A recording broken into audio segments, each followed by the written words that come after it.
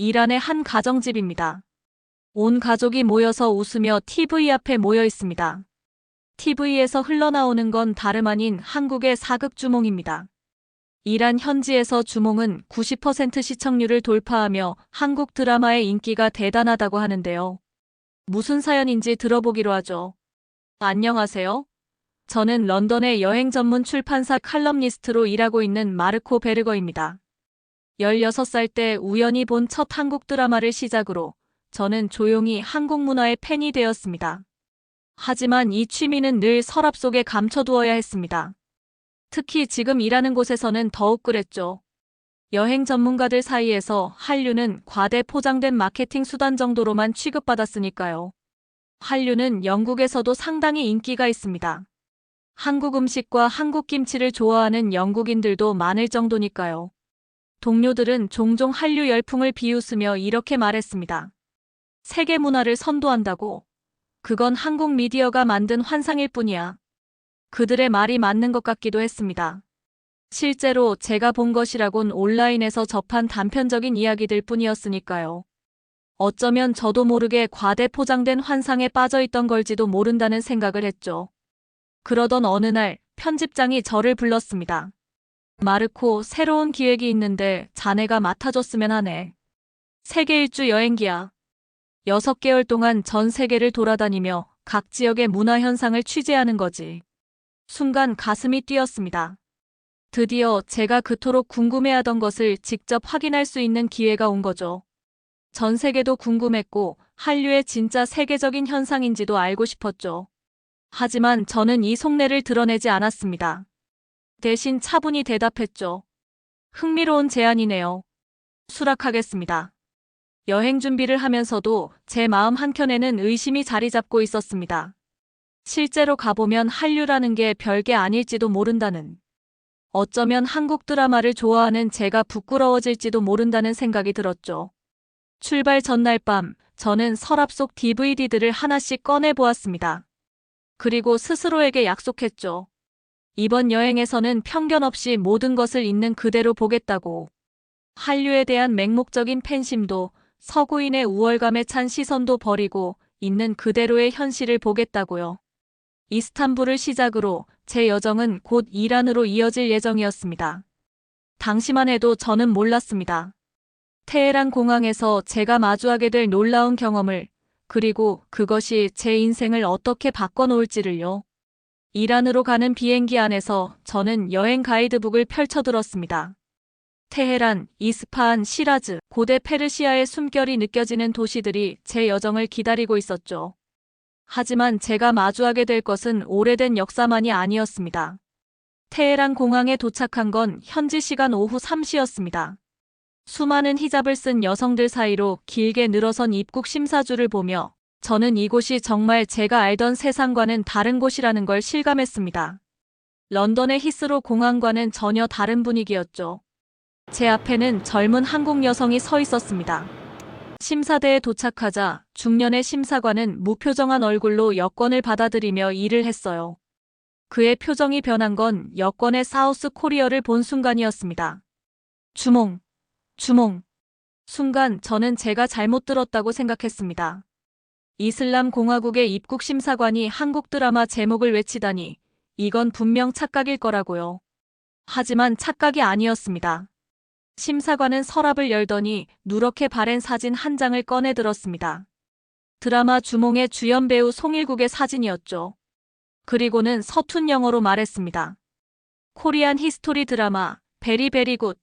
유노 주몽. 한국 여성은 그저 어리둥절한 채로 고개를 끄덕였습니다. 심사관의 얼굴에 환한 미소가 번졌고 그는 마치 오랜 친구를 만난 것처럼 이야기를 나누기 시작했습니다. 송일국이 얼마나 훌륭한 배우인지, 주몽이 얼마나 감동적인 드라마였는지를요. 한국의 드라마가 이곳에서는 이렇게 공개적으로 사랑받고 있다니 신기했습니다. 뒤에 서 있던 사람들이 불평할 법도 했지만 이상하게도 아무도 그러지 않았습니다. 오히려 몇몇은 웃으며 고개를 끄덕이기도 했죠. 나중에 알게 됐지만 이런 광경은 이란에서 그리 특별한 일이 아니었다고 합니다. 그리고 저는 곧 이어 두 번째 충격을 받게 됩니다. 입국장을 빠져나왔는데 대장금의 이영의 사진이 있었습니다. 저는 순간 현실감을 잃었습니다. 지금까지 제가 알고 있던 모든 상식이 무너지는 것 같았어요. 이란, 그것도 보수적인 이슬람 국가에서 한국 드라마가 이렇게까지 인기가 있다니. 택시를 타고 가는 동안에도 그 충격은 계속됐습니다. 운전사는 라디오를 틀었고 귀에 익은 한국 드라마 OST가 흘러나왔습니다. 런던에서는 한류를 과대 포장된 마케팅이라고 비웃던 제 동료들의 모습이 떠올랐습니다. 테헤란의 거리를 달리며 저는 생각했습니다. 어쩌면 한류는 제가 생각했던 것보다 훨씬 더 진짜일지도 모른다고. 그리고 이 여정이 제게 더 많은 놀라움을 선사할 것이라는 예감이 들었습니다. 입국장에서의 충격적인 경험 이후 택시는 시내 중심가로 향했습니다. 제가 예약해둔 호텔로 가는 길이었죠. 하지만 호텔 앞에 도착했을 때 예상치 못한 문제가 발생했습니다. 제 예약이 시스템상 취소되어 있었던 거죠. 라마단 기간이라 주변 호텔들도 모두 만실이었습니다. 당황한 저는 택시 기사님께 조언을 구했습니다. 그는 잠시 고민하더니 자신의 조카를 소개해주겠다고 했습니다. 카우치 서핑으로 외국인들을 자주 호스트한다는 젊은이였죠. 그렇게 저는 아미르를 만나게 되었습니다. 하미드는 테헤란 대학에서 국제학을 공부하는 대학생이었습니다. 제가 런던에서 왔다는 걸 듣고는 눈을 반짝였습니다. 런던에도 한국의 인기가 그렇게 대단하다면서요? 그가 물었습니다. 저는 쓴웃음을 지었습니다. 런던의 한류 열풍은 이미 거스를 수 없는 흐름이 되어 있었죠. 테스코에서도 김치를 팔고 런던 시내 곳곳에는 한국 식당들이 늘어나고 있었으니까요. 하지만 아이러니하게도 제가 일하는 여행 출판계에서는 여전히 한국 문화를 폄하하는 경향이 있었습니다. 과대 포장된 마케팅이라느니 일시적인 현상이라느니. 동료들은 한국에 대해 쓸 때마다 항상 비꼬는 듯한 톤을 유지했죠. 심지어 제가 즐겨가는 한국 식당에 대해 이야기하면 트렌드에 휘둘린다며 비웃곤 했습니다. 아미르는 흥미롭다는 듯 고개를 끄덕였습니다. 그리고는 저를 자신의 집으로 초대했죠. 한국 드라마를 함께 보면 좋겠다며. 아미르의 집은 테헤란 북부의 조용한 주택가에 있었습니다. 현관문을 열자 달콤한 사프란 향이 코끝을 스쳤고 하미드의 어머니가 따뜻한 미소로 저를 맞이했습니다. 그리고 거실에 들어선 순간 저는 또 한 번 놀라움을 금치 못했습니다. 거실 벽면에는 이란의 전통 양탄자와 나란히 대장금 포스터가 걸려 있었습니다. 입국장에서 봤던 이영애의 모습이 다시 한번 저를 반겼죠. 그리고 TV에서는 한국 드라마가 흘러나오고 있었습니다. 하미드의 할머니는 TV 앞에서 눈물을 훔치고 계셨습니다. 히잡을 벗은 편안한 모습으로 드라마에 완전히 몰입한 채로요. 런던에서라면 상상도 할 수 없는 광경이었습니다. 이슬람 국가의 가정집에서 할머니가 한국 드라마를 보며 울고 계시다니요. 당신도 한국 드라마를 좋아하시나요? 하미드의 어머니가 물었습니다. 저는 고개를 끄덕였고 그 순간부터 대화는 끊이지 않았습니다. 주몽부터 대장금까지 그들이 좋아하는 한국 드라마 이야기가 이어졌죠. 저녁 식사 자리에는 하미드의 가족들이 모두 모였습니다. 할머니, 부모님, 여동생까지. 마치 제가 오래 기다린 손님이라도 된 것처럼 환대해 주셨죠. 식탁에는 이란의 전통 음식들이 가득했고 대화는 자연스럽게 한국 문화로 이어졌습니다. 할머니께서 말씀하셨습니다. 한국 드라마가 우리에게 가르쳐준 건 단순한 이야기가 아니에요. 가족의 소중함, 어른을 공경하는 마음, 그리고 정직과 성실의 가치죠. 우리 이란 문화와 너무나 닮아 있어요. 식사가 끝난 후 하미드의 여동생 사라가 제게 무언가를 보여주었습니다. 그녀의 한국어 공부 노트였죠. 드라마를 자막 없이 보는 것이 목표라며 열심히 한국어를 공부하고 있다고 했습니다. 런던의 제 아파트에서는 늘 혼자 드라마를 봤습니다. 특히 동료들에게는 비밀로 혼자 봤죠. 하지만 이곳에서는 달랐습니다. 한국 드라마는 가족을 하나로 모으는 매개체였고 세대 간의 대화를 이끌어내는 도구였습니다. 그날 밤 테헤란의 별을 보며 생각했습니다. 런던의 동료들은 틀렸어요. 한류는 과대 포장된 마케팅이 아니었습니다. 그것은 문화와 문화를 잇는 다리였고 서로 다른 사람들을 이해하게 만드는 창문이었습니다. 아미르의 집에서 보낸 첫날 밤, 저는 제가 특별한 것을 목격하고 있다는 걸 깨달았습니다. 이것은 단순한 드라마의 인기가 아닌 문화의 진정한 교류였으니까요. 테헤란에서의 경험은 제 세계관을 완전히 뒤흔들어 놓았습니다. 이란을 떠나 중앙아시아로 향하는 비행기 안에서 저는 여전히 아미르 가족과 보냈던 그 저녁을 떠올리고 있었습니다. 그리고 이제 저는 우즈베키스탄의 타슈켄트에 도착했습니다. 공항에서 택시를 타고 시내로 향하는 길, 저는 또 다른 놀라움을 맞닥뜨렸습니다. 거리 곳곳에 걸린 한글 간판들이었죠. 한국어 학원, K-팝 댄스 아카데미, 한식당까지. 마치 런던의 차이나타운처럼 이곳에는 작은 코리아타운이 형성되어 있었습니다. 택시 기사는 제게 말했습니다. 자신의 딸이 한국어를 공부하고 있다고요. 의사가 되어 한국에서 일하는 것이 꿈이라고 했습니다. 영국에서도 한국을 좋아하지만 이곳에서는 열렬히 한국어를 배우는 점이 놀랐습니다. 호텔에 짐을 풀고 거리로 나왔습니다. 점심을 먹기 위해 들른 식당에서 저는 또 한 번 놀랐습니다. 벽면 가득 붙어 있는 K-팝 가수와 한국 드라마들이었죠. 하지만 이번에는 이란에서 보았던 대장금이나 주몽이 아닌 현대 드라마들이었습니다. 옆 테이블에서는 젊은 여성들이 한국 드라마를 보며 점심을 먹고 있었습니다. 그들의 대화에 귀를 기울여 보니 드라마 속 패션에 대해 이야기하고 있었죠. 런던의 젊은이들이 프랑스 패션을 동경하듯 이곳의 젊은이들은 한국 스타일을 추구하고 있었습니다. 오후에는 한 대학의 강당을 찾았습니다. 그곳에서 K-팝 경연대회가 열린다는 소식을 들었거든요. 대회장은 이미 인산인해를 이루고 있었습니다. 참가자들은 전문가 못지않은 실력으로 한국 아이돌의 춤을 완벽하게 재현해냈고 관객들은 히잡을 쓴 채로 응원봉을 흔들며 열광했습니다. 문득 런던의 동료들이 떠올랐습니다. 그들이 이곳의 광경을 본다면 뭐라고 할까요? 아마도 여전히 과대포장된 마케팅이라고 치부할지도 모르겠습니다. 하지만 이것은 마케팅으로는 설명할 수 없는 자발적인 문화 현상이었습니다. 다음 날 저는 한 한국어 학원을 방문했습니다. 그곳에서 만난 교사는 현지인이었는데 한국 드라마를 보며 독학으로 한국어를 마스터했다고 했습니다. 그의 제자들은 의사, 엔지니어가 되어 한국에서 일하기를 꿈꾸고 있었죠. 중앙아시아에서 마주한 한류는 이란에서 본 것과는 또 달랐습니다. 이란이 한국의 전통과 가치관에 매료되었다면 이곳은 한국의 현대문화를 동경하고 있었습니다. 하지만 공통점이 있다면 그것은 진정성이었습니다. 저는 노트에 이렇게 적었습니다. 한류는 단순한 문화 수출이 아니다. 그것은 꿈과 희망을 전파하는 새로운 물결이다.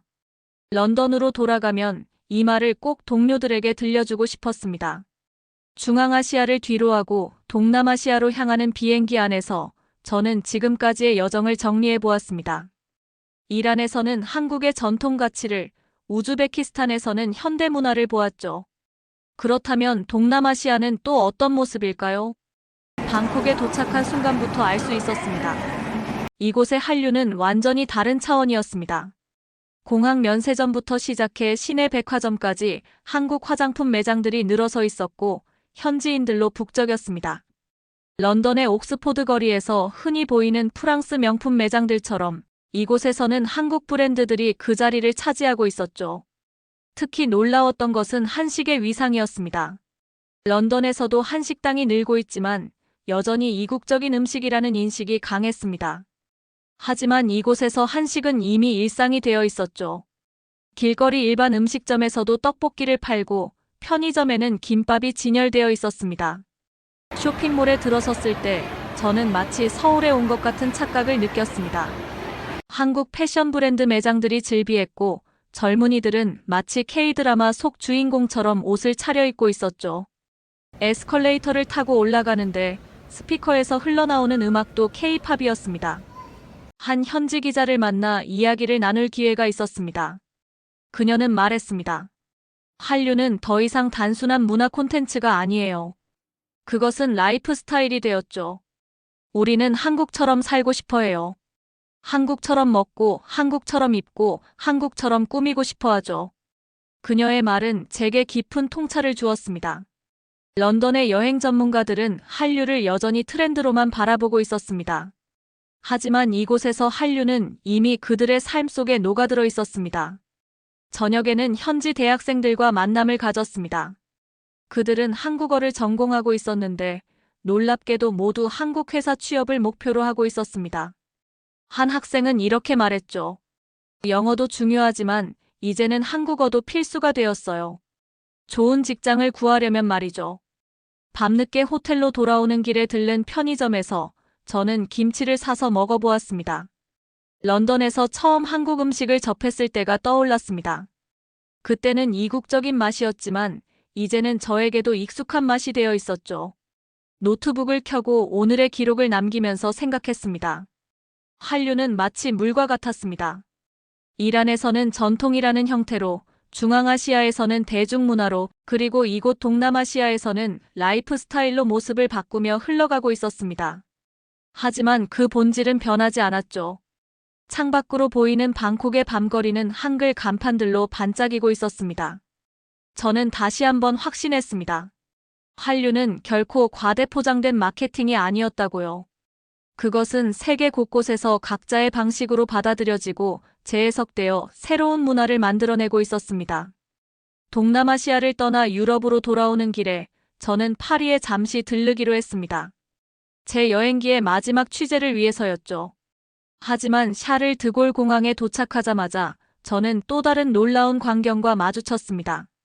터미널 한켠에서 수십 명의 젊은이들이 모여 춤을 추고 있었습니다. 이란의 할머니부터 방콕의 직장인까지 제가 만난 수많은 사람들의 얼굴이 떠올랐습니다. 파리의 거리는 변해 있었습니다. 말의 지구에는 한국 식당들이 줄지어 있었고 그 앞에는 긴 줄이 늘어서 있었죠. 특히 놀라웠던 것은 그들 대부분이 현지 프랑스인들이라는 점이었습니다. 한 식당 앞에서 기다리고 있던 프랑스 청년은 저에게 말했습니다. 한식은 이제 파리에서 가장 트렌디한 음식이에요. 건강하면서도 맛있거든요. 게다가 한국 드라마에서 본 것처럼 만들어내는 비주얼도 완벽하죠. 파리 문화원에서 열린 한국 문화 행사장은 발 디딜 틈이 없었습니다. 한복 체험장에서는 프랑스 할머니들이 손주들과 함께 기념사진을 찍고 있었고 한글 수업에는 중년의 신사들도 진지하게 참여하고 있었죠. 이는 제가 이란에서 본 광경과 묘하게 닮아 있었습니다. 베를린에서도 비슷한 광경이 펼쳐졌습니다. 포츠담 광장 근처의 한 카페에서는 한국 디저트를 파는데 그곳은 마치 작은 한류 문화원 같았습니다. 손님들은 한국 예능 프로그램을 보며 웃음꽃을 피웠습니다. 드디어 런던으로 돌아왔습니다. 히드로 공항에서 시내로 향하는 길에 전혀 다른 시선으로 거리를 바라보게 되었습니다. 한인타운의 식당들, 한국 제품을 파는 상점들, K-뷰티 매장들. 예전에는 그저 이국적인 풍경으로만 보였던 것들이 이제는 세계적인 문화 현상의 일부로 보였습니다. 사무실로 돌아와 동료들을 마주했을 때 그들은 여전히 한류를 비웃고 있었습니다. 하지만 저는 더 이상 그들의 말에 동요하지 않았습니다. 제가 본 것은 단순한 트렌드가 아니었으니까요. 그것은 이란의 가정에서 울고 웃던 할머니의 진심이었고 우즈베키스탄 학생들의 꿈이었으며 방콕 젊은이들의 일상이었고 이제는 파리와 베를린의 문화가 되어가고 있었습니다. 런던의 사무실, 제 책상 앞에 앉아 컴퓨터 화면을 바라보았습니다. 깜빡이는 커서 앞에서 오랫동안 망설였습니다.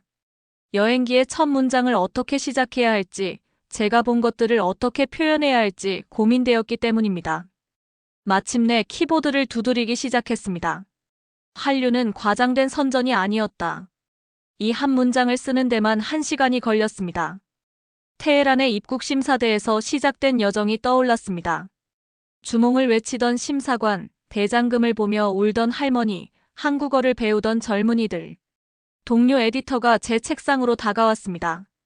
여행기 진행 상황을 물었고 저는 화면을 보여주었습니다. 그는 첫 문장을 읽고 미간을 찌푸렸습니다. 제가 한류에 세뇌당한 것이 아니냐며 비꼬았죠. 예전 같았다면 변명했을 것입니다. 하지만 이제는 달랐습니다. 이번 여행에서 제 선택이 옳았다는 것을 확인했다고 말했습니다.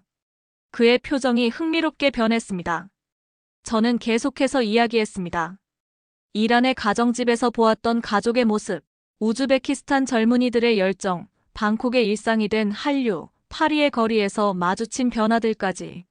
그는 잠시 생각에 잠기더니 이것이 정말 특별한 기사가 될 수 있을 것 같다고 말했습니다.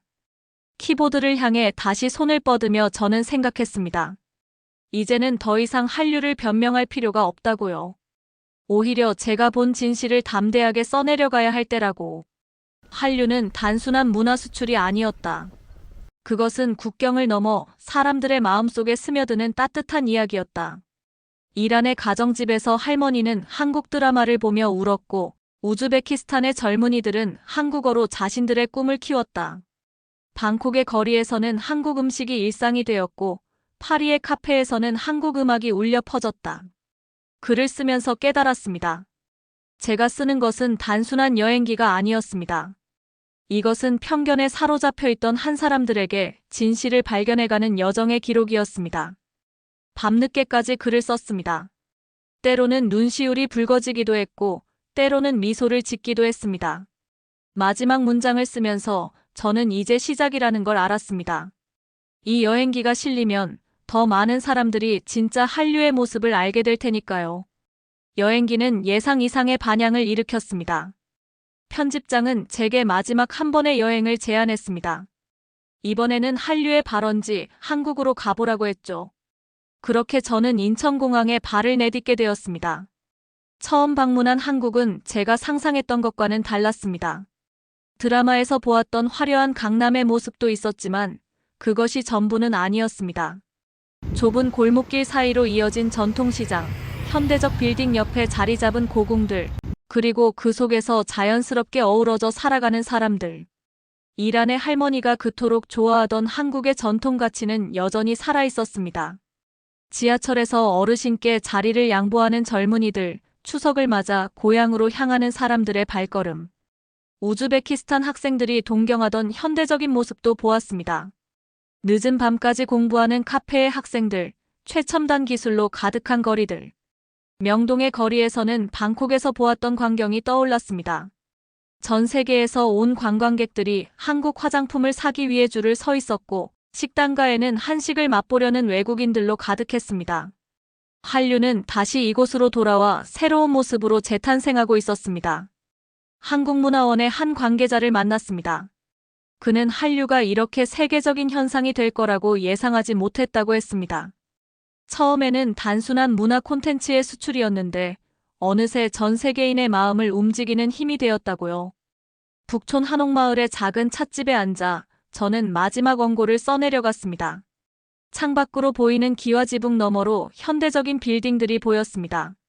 그 광경이 한류를 완벽하게 상징하는 것 같았습니다. 전통과 현대가 조화롭게 어우러진 모습, 그것이 바로 세계인의 마음을 사로잡은 한류의 진정한 모습이었으니까요.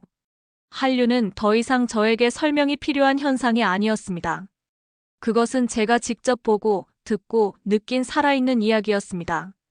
런던의 제 책상 서랍 속에 숨겨두었던 DVD들처럼 한류는 이제 당당히 세계 무대의 중심에 서 있었습니다. 비행기에 오르며 마지막으로 서울의 하늘을 바라보았습니다. 이제 저는 압니다. 한류는 단순한 문화 현상이 아닙니다. 그것은 서로 다른 문화와 사람을 이어주는 다리이자 우리 시대의 새로운 희망이라는 것을요. 그리고 이 이야기는 앞으로도 계속될 것입니다. 오늘 사연은 여기까지입니다. 저도 동남아시아나 중앙아시아 쪽으로 간 적이 있는데 생각보다 훨씬 한류의 인기가 대단한 걸 보고 놀란 적이 있습니다. 이란에서까지 한국 사극이 인기라니 정말 신기하네요. 여러분의 의견은 어떠신가요? 사연이 마음에 드셨다면 좋아요와 구독 부탁드릴게요. 오늘도 감동포착 시청해주셔서 감사합니다.